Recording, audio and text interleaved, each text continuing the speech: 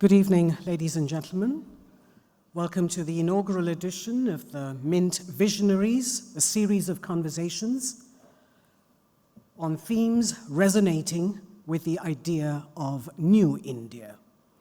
Today we have the first Mint Visionary, the co-chair of the Bill and Melinda Gates Foundation, Mr. Bill Gates, in conversation with Mr. Rishad Premji, chairman of Wipro Ltd, on the subject of technology for social inclusion.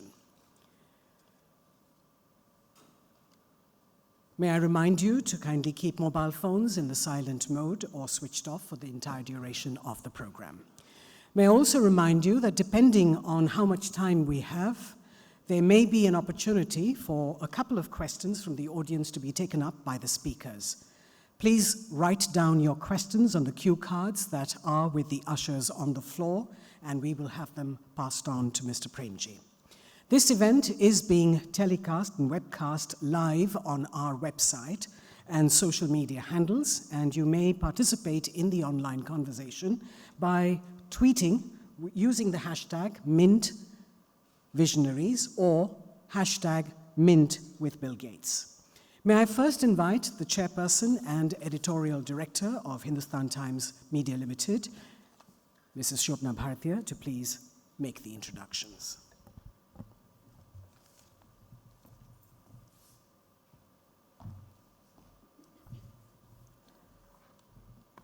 Good evening, everyone.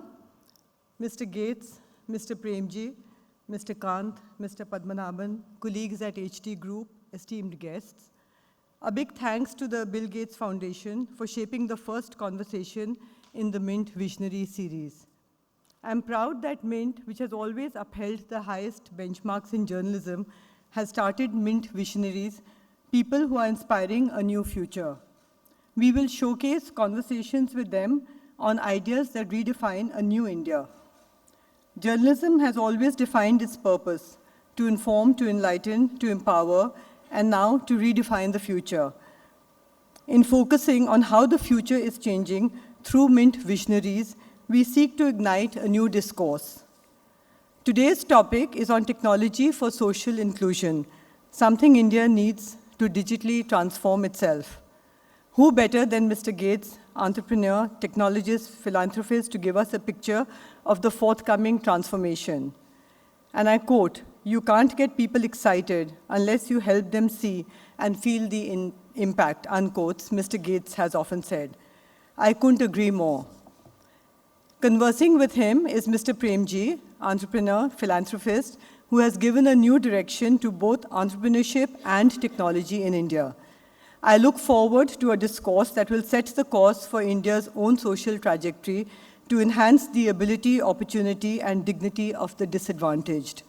On Mahatma Gandhi's 150th birth anniversary, I remember his remark, and I quote, "Satisfaction lies in the effort, not in the attainment," unquote. I thank Mr. Bill Gates, Mr. Rishad Premji, Amitabh Kant, and everyone for being part of this effort. Thank you so much.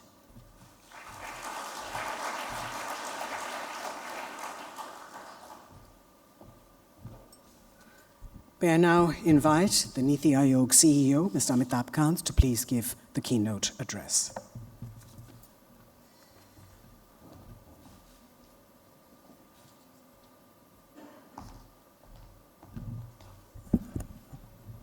Shobna Bhartiya, Bill Gates, Mr. Rishad Premji, distinguished guests, ladies and gentlemen, given India's unique complexities and given India's huge divergences across language, culture, languages, India's challenges are truly unique.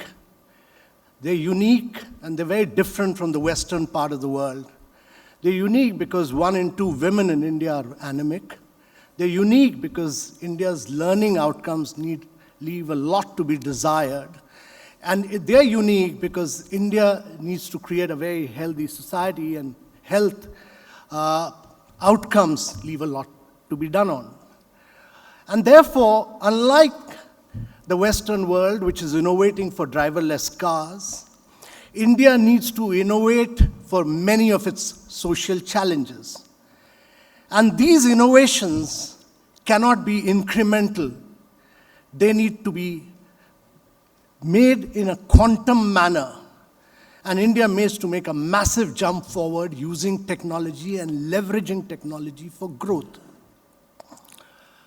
We in Niti Aayog run a program called we cover about 115 of the most backward districts of India.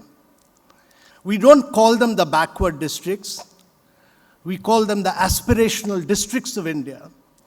But we make them compete on 49 indicators across nutrition, education, health, and we track them on a real-time basis with third-party data flowing in on a minute-to-minute basis on a dashboard which is called Champions of Change. The Bill and Melinda Gates Foundation helps us in track this data from grassroots level onwards. We put this data out in public domain, and each one of these districts are competing on a real-time basis, and we've seen in the last 1 year a huge transformation taking place simply because we are measuring change. We are putting data in public domain, and because everyone is competing. We are naming and shaming them on poor performance, and simply because good governance has now become good administration and good politics. And therefore, we've seen a massive amount of transformation taking place in these districts simply using technology. In the Banka district of Bihar, which is one of the most backward districts of India, a young collector used his mobile to transform education and improve learning outcomes through an app called Mera Mobile, Mera Vidyalaya. My mobile, my education. He's put education in the palms of the students there. And therefore, huge improvement in learning outcomes have taken place. We've seen transformation taking place across nutrition because we are tracking every single pregnant woman and every single child in these aspirational districts.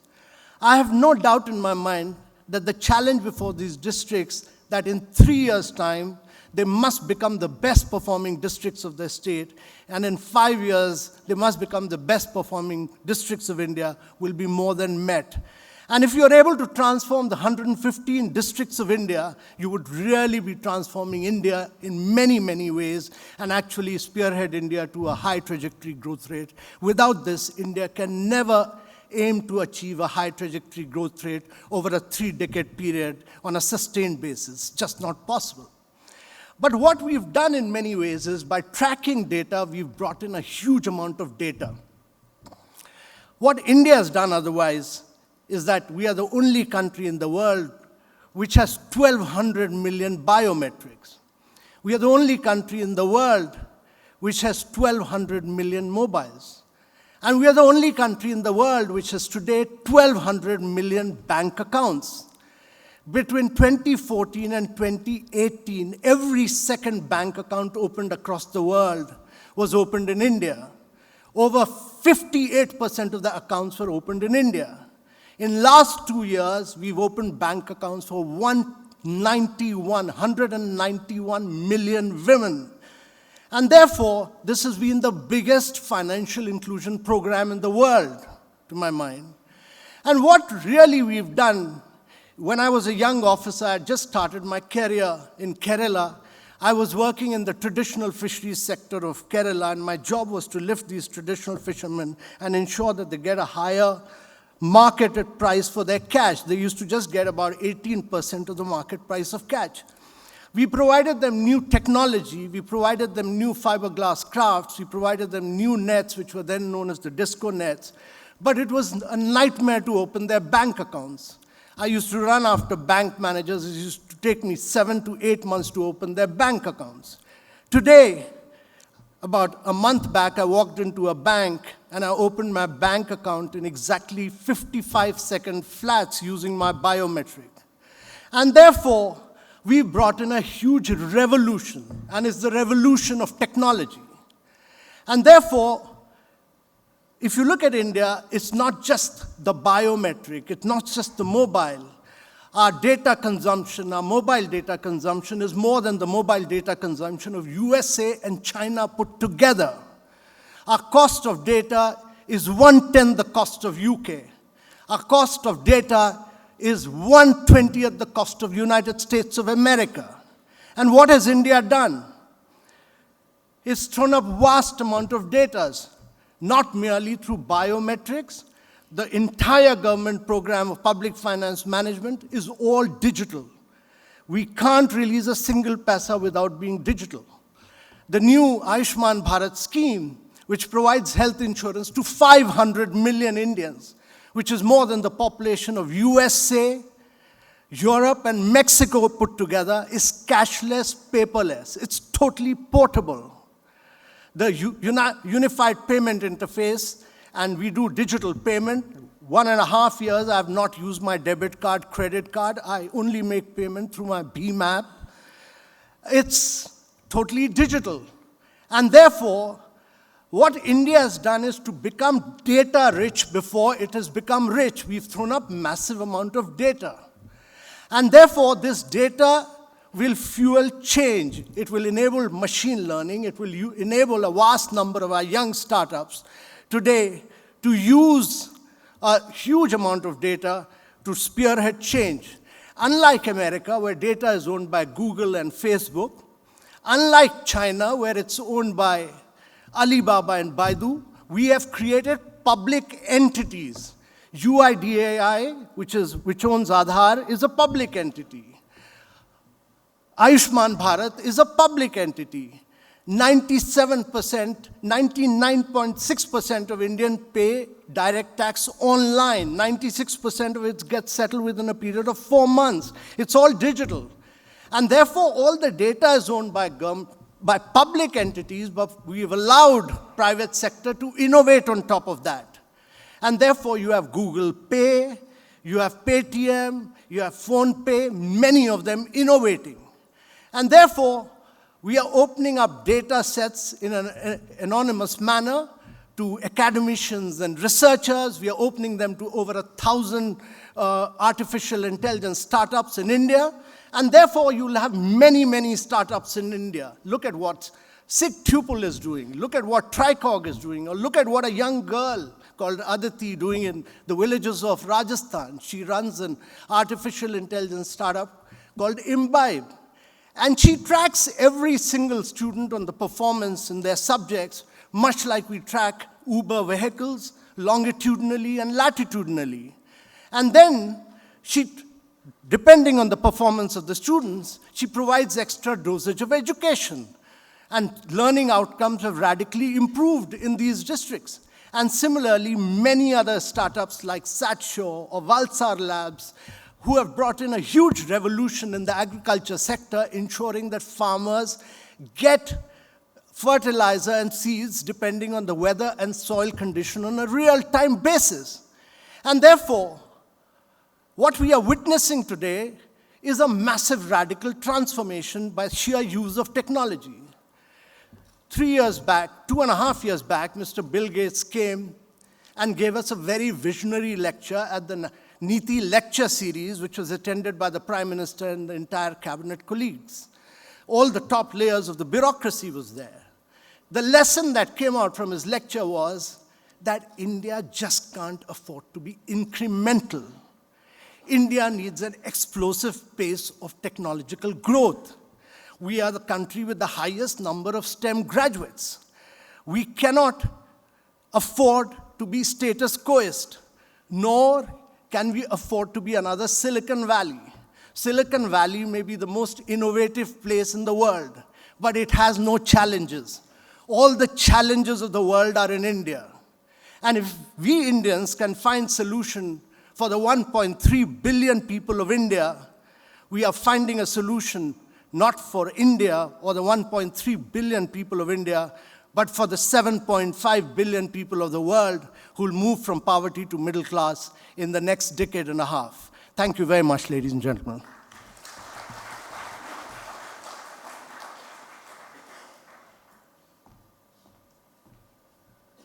Thank you very much, Mr. Kant. May I now invite Mr. Bill Gates and Mr.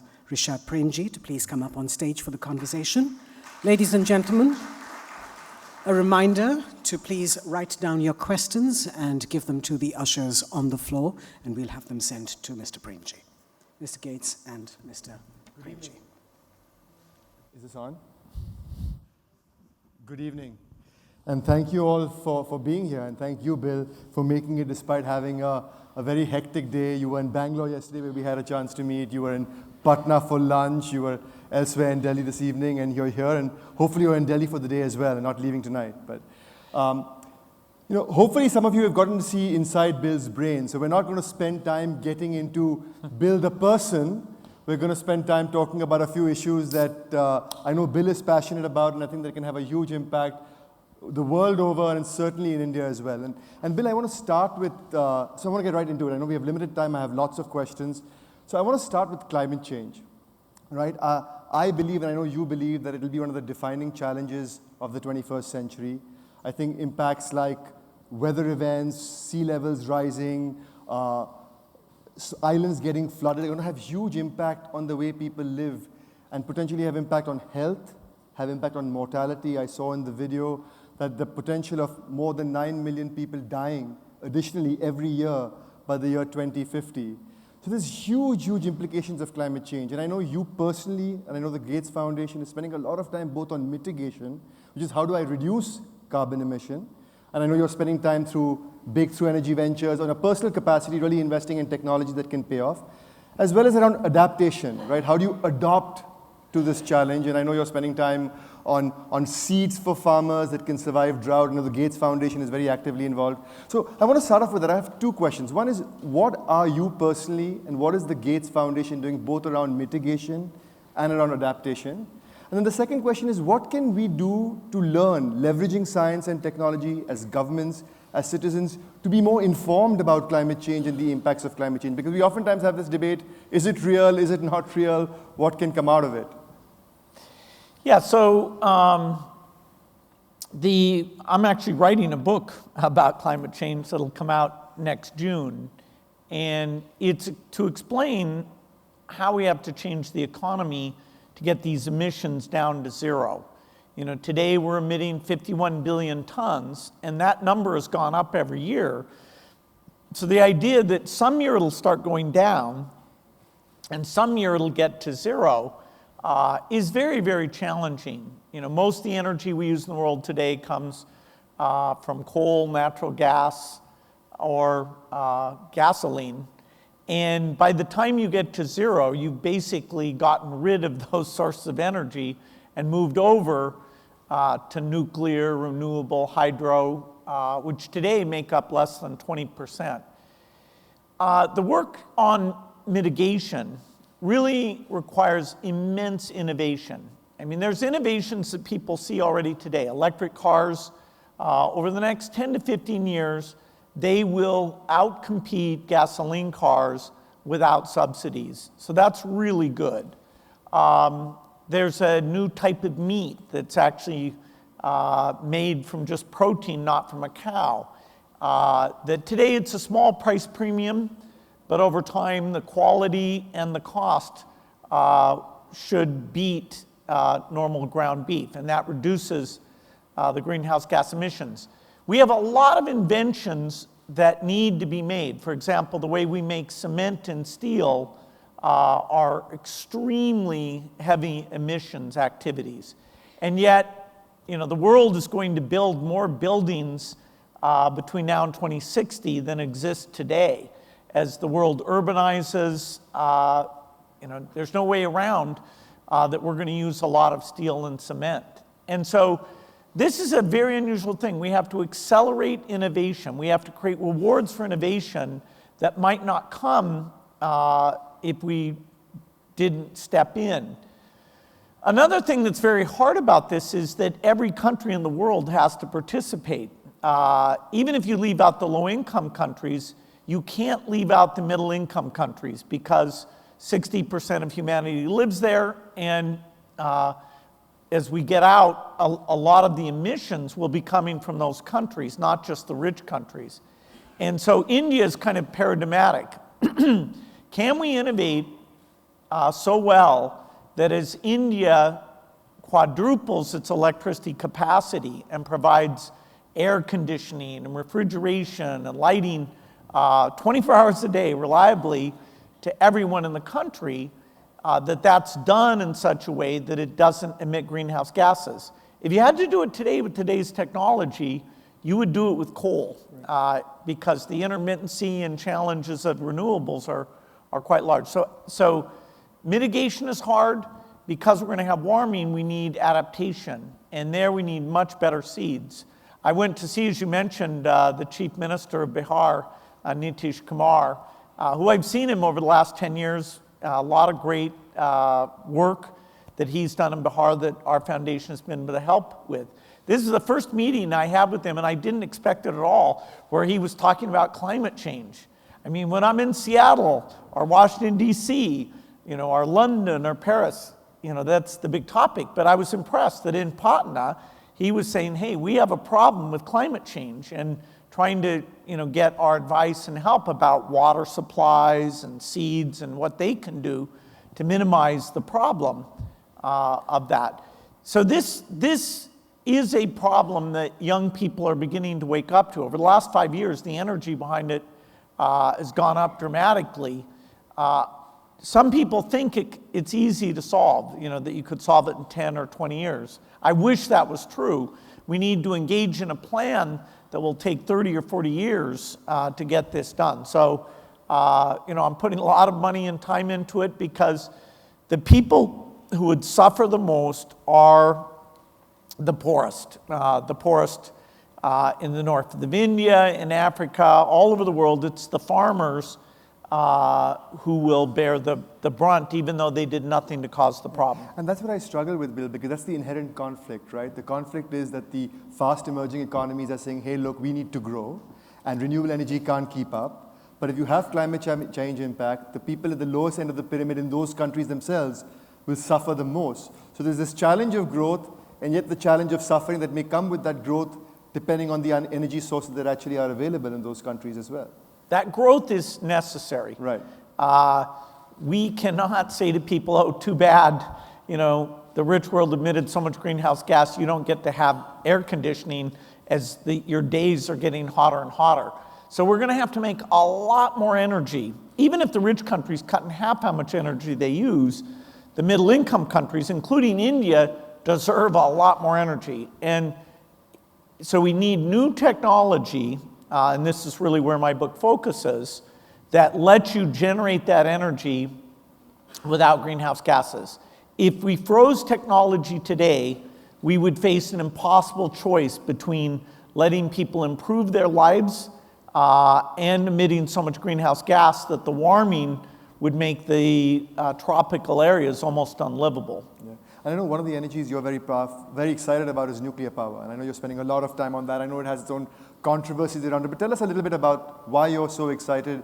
I know it's carbon emitting neutral, but what excites you about nuclear energy? Yeah, some of the things we do, whether it's advanced seeds, that can be controversial. Family planning can be controversial. Through my office, I've invested hundreds of millions in a next generation of nuclear. Today's nuclear plants, although they're fairly safe, they're not inherently safe, and they're a bit too expensive. And that design has been around for over 50 years. It wasn't designed with the digital computer. Now we can make a next generation, which is called the fourth generation, that is a lot better. Right. And what that does is it gives you 24 hours clean energy, and you can put it near to where the power's needed. And so, I can't say for sure that the world will accept nuclear, because the current attitudes vary a lot. It could be a key part of climate. So we need to pursue nuclear energy. We also need to pursue other breakthroughs, miracles in storage, geothermal, so that we have these different sources. Right now, the goal is to build demo plants of this next generation, really show people that the economic, safety, waste, all those things can really be dealt with. What is your view, Bill, on investing in some of these technologies, right? Some of this may pay off. I know you're investing in companies like TerraPower. Some of these may not pay off. You're going to have bold philanthropy, perhaps, looking at investments that may or may not pay off. What is the role in investing in these technologies of the future? Is it the responsibility, in your view, of philanthropy, private market forces, government? What do you think about that? Yeah, 4 years ago at the Paris Climate Accord, Prime Minister Modi came and was part of announcing what he called mission innovation. And that was a commitment of governments to double their energy R&D. So governments, in terms of basic R&D, which is open to everyone, they have a key role. In terms of regulations that encourage things like electric buses and cars, they have a lot to do. To let you build a grid, when you put on intermittent power, you need to connect up the entire country because you'll have parts of the country with no wind or no sun. So the only way to get reliability is to have as big a grid as possible. And so governments have a big role to play. The venture capital business had tried to do clean energy. A couple of venture guys did that, but it didn't go that well. So we created, with help from people like John Doerr, Vinod Khosla, who are fantastic, this new venture group called Breakthrough Energy Ventures. I called 25 rich people, 21 said yes, so I got the $1 billion actually quite easily, and we'll do a number of rounds. So that group is now invested in 30 breakthrough ideas. We need to invest in about 100, I think, because about 10 to 15% typically will be successful. Energy is a lot harder than software. Software, you just do it, you put it out there, you get feedback. With energy, it's the physical economy, and it has to be reliable. And all the electrons are kind of the same. There's not some special market out there. So this is going to be difficult. The person who understands this world best of all, Václav Smil, has written books about how slowly things change in the industrial economy. So we will be having more global cooperation, more innovation, more speed than ever in the history of the Earth. But that's what we need. Just one last question on climate change. The impact of climate change obviously is diseases, right? Vector-borne diseases like malaria. I know you're very passionately focused on malaria and eradicating malaria, like you did with polio. Talk to us a little bit about that and about the challenges of climate change, about the changing goalposts because you don't know how it can actually spread further. Yeah, so 80% of the suffering from climate change will be poor farmers. And how does climate change make them suffer? It's not just that they're hot during the day, although that in some places it's almost unlivable. It's that their crop will fail more like every 3 years than every 8 to 10 years. And their productivity every year will be lower. So that means more malnutrition, and that means they'll be dying of diseases. And so the way we respond to that is we have to come up with much better seeds, much better advice, credit for fertilizer, and we have to improve the health system. So even if they happen to get pneumonia or diarrhea, they don't die. The world has made huge progress on childhood death. It went from 10 million a year back in 2000. Now it's below 5 million a year. And we'd hate to reverse that. As you heat the world up, the mosquitoes can live at higher altitude. And a lot of the African cities are located exactly at the altitude where the mosquitoes don't come. So as you get warmer, then the mosquitoes are thriving in places they never did before. So potentially, it's very bad. Now, we should have enough tools to get rid of malaria independent of climate change. Malaria is pretty evil stuff even without the temperature going up. But it's just an example of something that makes things worse. So let's switch from climate change to artificial intelligence. I know it's a subject that we all believe has huge impacts and huge potential. The world has made a lot of progress in AI over the last few years. The building of algorithms, the availability of data, compute storage has certainly made commercial uses for AI more prevalent. There's tremendous opportunity for AI also in the social space, right? How do you detect disease? How do you manage disaster relief? Smarter cities, safer cities. plant management, early stage in agri. So I want to get to the societal impact of AI, but before we get to that, give us a view, a holistic view, Bill, from your perspective on where do you see AI going? I know you've mentioned and called AI both a nuclear power and a nuclear weapon in terms of its promise and its danger, right? But give us a sense for what should we be excited about? What should we be cautioned about around AI? Well, AI has accelerated over the last 10 years as these machine learning techniques called deep learning and some varieties around that have been advanced very rapidly. And so there's a class of things like game playing or speech recognition or image recognition that the performance levels are phenomenal. You know, if you compare human speech recognition to computer speech recognition, the computer is slightly better. And that's, you know, mind-blowing. Now, AI, usually we see things that are completely dumb or that are other humans. And so it's hard for us when something's sort of an idiot savant, really good at a few things. When we see that, we think, oh, it must be good at everything. You know, it can play chess and Go better than any human. That's kind of too bad. But we think that means it can do something like read a book. It can't read a book. It has no model of the world, no common sense. Now, there's a lot of people, including at Microsoft, Google, you know, working hard to try and do that, but that's, you know, very unknown. So what we have today is a tool. You know, we're going to take AI and create like an ultrasound device that when a woman's pregnant, we'll be able to see, is this going to be a complicated pregnancy? You know, we can point at the lungs and see if there's infection or TB. And the person using that won't have to even be that well trained. So there's some miracle tools that even today's AI can give us.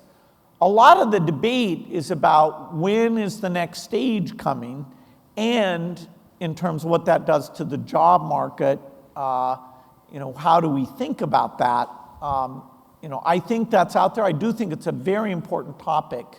There's a recent book called Rebooting AI that talks about what we're good at and what we're not good at, and reminds people, it's Gary Marcus is the author, that we're not really at the breakthrough yet. And we don't even know the path to the breakthrough that gets general intelligence. No, and you touched upon this, Bill. You know, what is your view on the narrative that AI is taking over our jobs? And if you believe that, do you worry at all that to reskill people and the kind of advanced skilling you require to reskill those people, do you further enhance the inequity gap by doing that?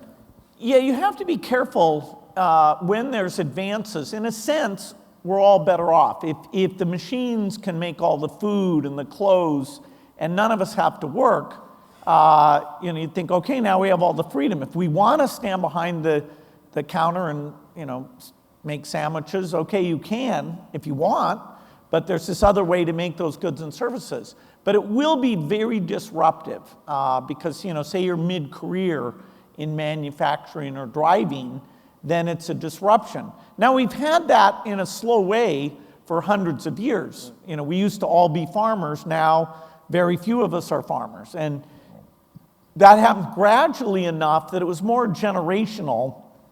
Okay, my father was a farmer, I'm not a farmer, as opposed to halfway through his career, it was like, okay, you have to go do something else. The rate of change and the need for government to step in to improve, you know, help everybody have this safety net, which as you get richer, you know, if you have more resources, the safety net should be pretty incredible. The food, the health, the rent, safety net. The world today, we still have lots of shortages, and so we can't afford, even a rich country, people talk about this thing called universal basic income. That's basically when you're so rich that you can have an unconditional safety net that even if you're just lazy, you get all sorts of good stuff. We can't afford that yet. If you get AI up to a certain level, then those sort of periods of excess where it's not about shortages, those will come. But those are not, you know, they're certainly not in my lifetime. Share a couple of examples, Bill, if you can, where AI has scaled impact in the work that you're doing at the Gates Foundation, perhaps in health or education, something that can excite us, something that has applicability in India. I don't know if you're doing some work with leveraging AI in India. But Yeah, so certainly we use AI to do drug discovery. These biological systems are very complicated, and so the fact that we have vaccines for TB and HIV coming, that's partly enabled by this rich data, advance in biology, and machine learning. The most direct application you would see is, when we look at a woman to see if she has cervical cancer, we do image recognition, and we can do way better than any human or any previous test. Just by using a cell phone camera, it can tell us, okay, you need to get treatment. And if you catch that early, of course, you completely avoid that cervical cancer, which is caused by HPV. And so imaging, whether through an ultrasound or a normal picture, even down at the primary healthcare clinic, there is going to be mind-blowing improvements in what we can do to treat people.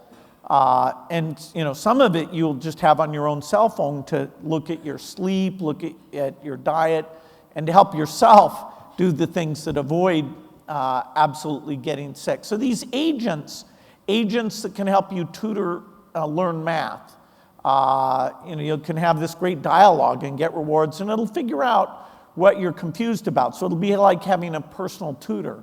That is coming within the next 5 years or so, and that's fantastic because it can prepare society to do new types of work.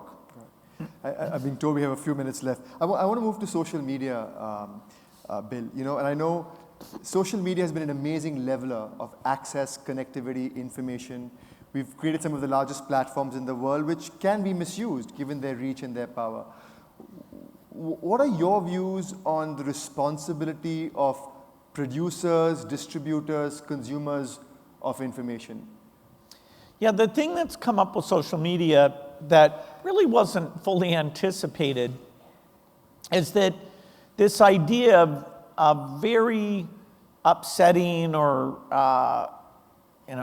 things that really grab your attention can kind of pull you away from the center. So if you're kind of a left-wing person, there's certain stories, some of which are true or not true, that can really incite you and get you feeling like, God, those right-wing people are so bad.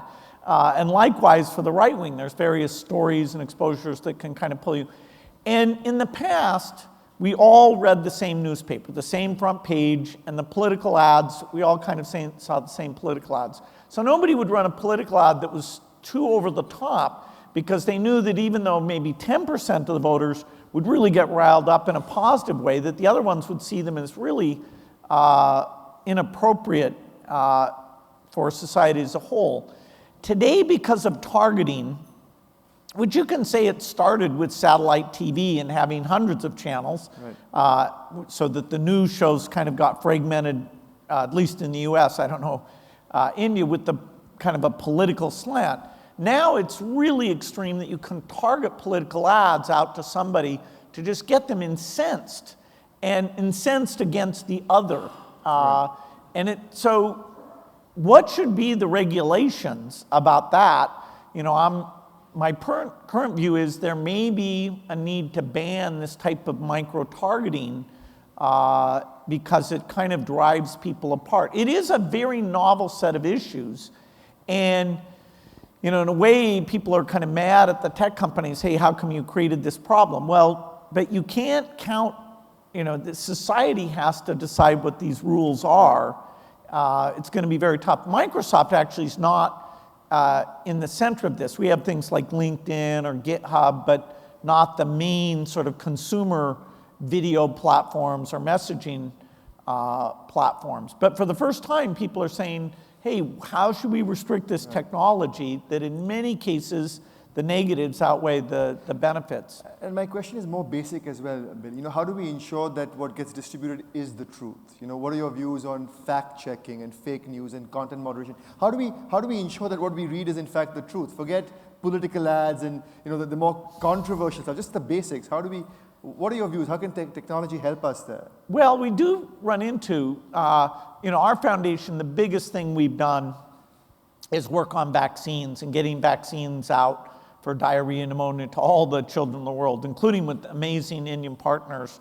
A number of the vaccine companies like Serum have been phenomenal in that. So it's very troubling when you see in this digital world the idea that vaccines are bad, that they harm children, that mothers shouldn't give vaccines to their children, that this tool is allowing those untruths to spread. And when you put out an article that says the truth about, hey, these vaccines really protect your child, those don't spread because they're not that, they don't energize people to say, oh, wow, this is amazing, I have to tell my friends. Whereas when you tell the lie, in this case, it is a lie, that really is evocative, and people are spreading that around. So the idea of a tool that I naively expect would raise the level of factualness and understanding, that you could click on the lawsuit and see the details instead of what the newspaper summarized. I thought, wow, we're just all going to get so damn smart. This is going to be fun. Click on a YouTube thing that educates you about some area of science. And everybody's going to be doing that. In fact, for vaccine denial, it has been a setback. Now, hopefully, that's just a challenge for us to be more clever about the positive messages. Clearly, when children die of measles or pertussis, if you can get that out, that is fairly evocative. And that's really what's at risk are those deaths. But I can't say that we've absolutely solved it. The vaccine misinformation is worse today than ever.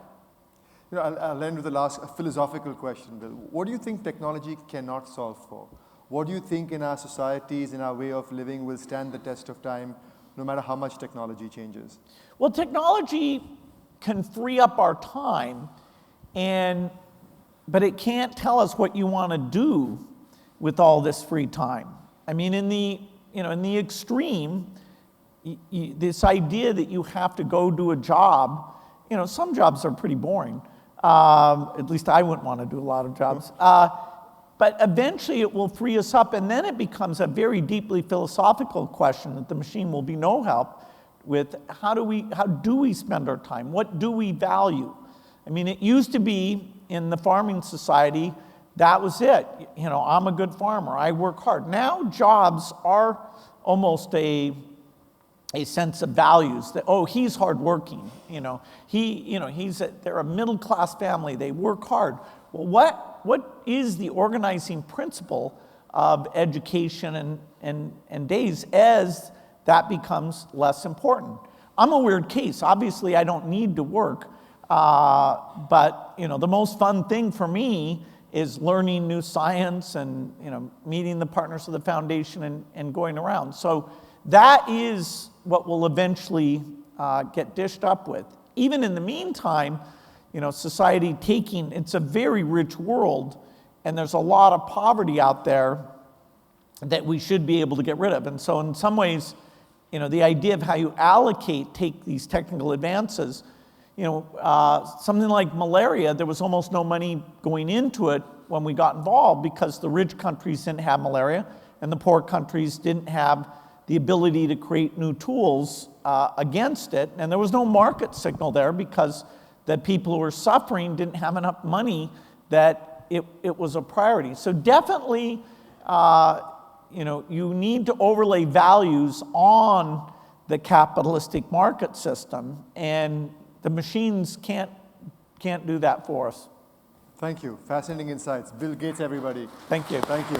Okay. So I wanted to get into the Q&A part of our discussion. I want to invite Amitabh Kant, please, to join us for the discussion.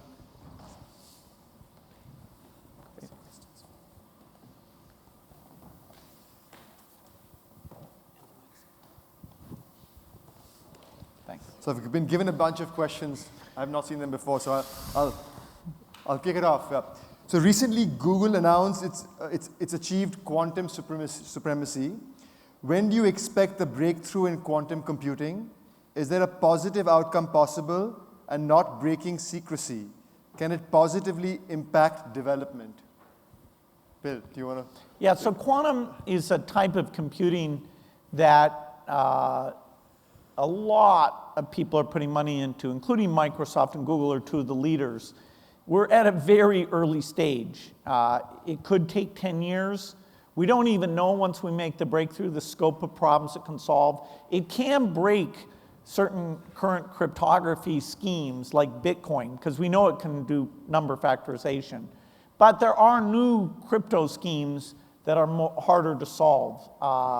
And so it's not the end of the world. We have to just make a transition on that. So I'd say it's a cool thing that's being worked on, but it's very hard to predict. You know, Microsoft is spending many hundreds of millions a year. Lots of governments are involved, but very hard to say. This milestone was not that big of a deal. Thanks. So the next question, maybe Amitabh, will start with you. How does a developing country like India create a digitally powered economy that works for everyone? One of the key things that's happened in India's case is the India stack. And that's really empowered a vast segment of our population. I mean, just about everybody having a biometric. And I think the next big transformation that will happen will be through the health stack, when you'll have a unique health identifier for everyone, because the key challenges really relate to health in India. And I think a lot of work is happening on that, and you'll have major work, a major transformation in areas of health. And similarly, I think one of India's biggest challenges is we spend a lot of money, and actually we have a vast number of departments working on this, but India's achievements in the field of nutrition still leave a lot to be desired. And Prime Minister has really given it a huge push through the nutrition mission, the Poshan Abhiyan. Yeah. And I think simply because of, and I think more than anything, it's been, to my mind, a failure of governance at grassroots level. And once you bring in technology and you're able to track mothers and children, you're able to feed them with the right kind of nutritious food. And I think this, to my mind, is really the key, and these two will be really the key element to transforming India.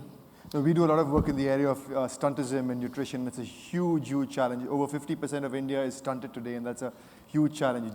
Between the day you're conceived and the day you're 2 years old are hugely formative. 80% of your brain and physical development happens then. And so it's an incredibly, incredibly important issue. And I know, Bill, you spend time on this as well. I don't know if you want to comment on that or share a perspective on nutrition and what you do in India there. Yeah, so an application that the Anganwadi workers use called CAS, they've been given a cell phone and it helps them map out what they're doing. That is going to go to a next generation where it'll include all the health workers, and you'll have maps, and you'll be able to know, okay, who's underweight, who didn't get their vaccines. So I completely agree with what you said. The India Stack is an amazing thing. And Nandan and the team who put that together and the way the government's embraced that is really amazing. So far, it's gotten mature in the financial sector, but even there, the ability to take your GST payments and use that to seek credit, there's a whole next generation of that that's coming that I'm very, very excited about. And we help with the payment banks. We want to make sure that the poorest are included, that women are included, as all the benefit schemes move over to that. The health stack, which shares Aadhaar, the identity is a piece, I'm very excited about that. That's just at the beginning, but it's going to make all this health records, claims processing work a lot more smoothly than in other countries. It's got a consent architecture, which was partly refined by the legal challenge that made people really think through the privacy scenarios, and that's going to help many other domains. Education is another place where India Stack is just at the beginning, this Diksha and the online interactive things. I will agree that if there was one wish you could have for India, it would be to get rid of malnutrition, because that reduces the potential of those kids so dramatically. It's like 15 IQ points go away, so your ability to learn and to provide are reduced. It is now a priority. There's some deeper scientific understandings, and if we use the digital tools for the field execution, then I think India can make progress. And all these things I just talked about, our foundation is going to make sure that as India does them well, and Nandan and others are very helpful involved in this, that Africa and other poor countries get the benefits of how well this has been done. So last question, it just says, hey Bill, what's your favorite SDG? Well, I'm SDG 3, which is health. They're all, very important. Climate's in there, gender's in there. My wife wouldn't want me to forget gender. But, our deepest expertise is in health. We're not saying that education's not important. In fact, it is, quality of governance. But, we got involved in health. We saw miracle potential there in terms of quick improvements. And that idea of human capital, investing in health and education. The future economy of India, there's all sorts of near-term indicators. But once you get out to the midterm or the long term, it's about the education and health of the young people, which India is very lucky to have a lot of young people, but they can be an asset only if those investments are done well. Good. Thank you. Thanks, Amitabh. Thanks, Bill. Yeah, it was great. Thank you very much, gentlemen. May I request you to remain seated as I request Mr. Anandan Padmanabhan, CEO, Wadhwani Institute for Artificial Intelligence, for the closing remarks.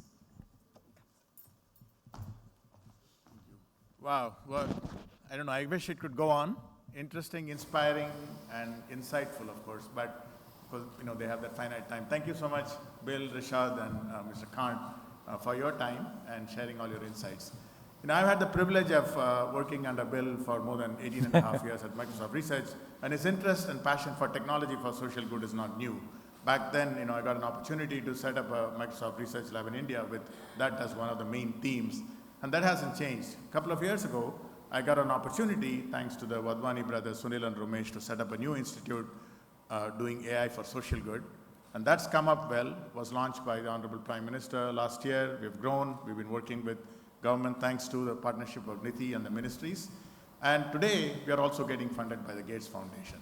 But we know, and I think Bill knows more than anybody else, and Rishad knows also, technology is not the cure-all and end-all for social development. It requires human effort, human systems, governments. And to this, I'm really grateful, the proactive, pro-technology, forward-looking, open and collaborative nature that we find in the ministries and the governments today. In the halls that we go to, we're always welcome. When we talk about AI, there's an excitement. And thanks to NITI for its leadership in bringing AI for social good. But ultimately, it's not technology, it's not just governments, right? A government alone can't solve the problem. All of you, many of you I know are from the social sector organizations, toiling away in the field, implementing programs.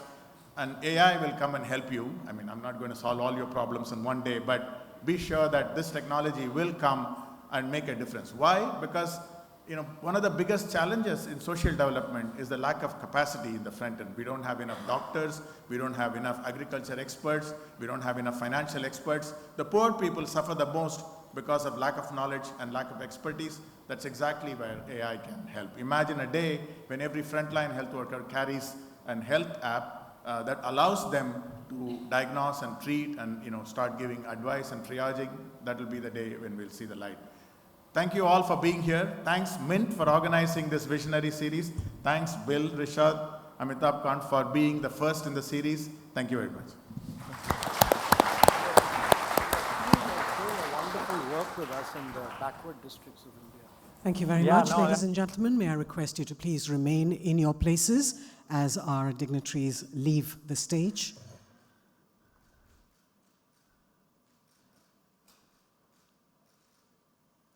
Thank you. A round of applause, ladies and gentlemen.